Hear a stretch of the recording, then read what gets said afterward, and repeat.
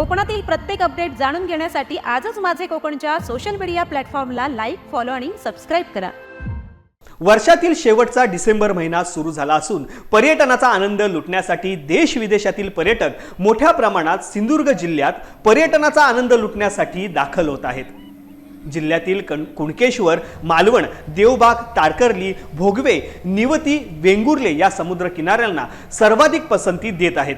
तसेच समुद्रकिनारी वॉटर स्पोर्ट्सचा आनंदही लुटत असल्याचे दिसून येत आहे.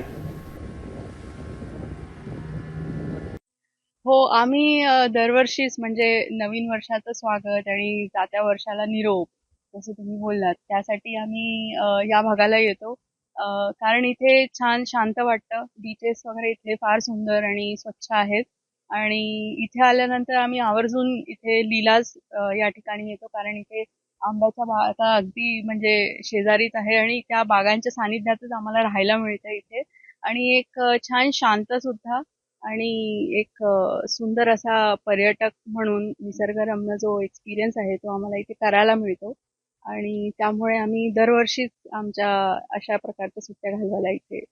तारकर्लीला तिथे वॉटर स्पोर्ट्स छान आहेत. आम्ही वॉटर स्पोर्ट्स करतो, स्कुबा आहे तिथे आणि तिथे बाकी पण जे जेटस्की वगैरे असे पॅरासेलिंग, वॉटर सेलिंग हे सगळे छान आहेत. तर त्याचा आनंद घेऊ शकतो. त्यानंतर आपण इथे येऊन रिलॅक्स करू शकतो. छत्रपती शिवाजी महाराजांचा हो किल्ला. हो, किल्ला बघितलेला आहे आणि फार असा सुंदर स्पॉट आहे तो. आणि तिथे जे आपला जो इतिहास आहे तो जो अनुभवाला मिळतो तिथे तो अप्रतिम आहे, छान आहे. आम्ही गाईड सुद्धा घेतो.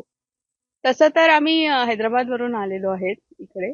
म्हणजे महाराष्ट्रीयनच आहोत आम्ही, पण सध्या नोकरीला वगैरे तिकडे असल्यामुळे आणि पण तिकडनं सुद्धा आम्ही इकडेच येतो, कारण आमचं मन इथेच रमतं.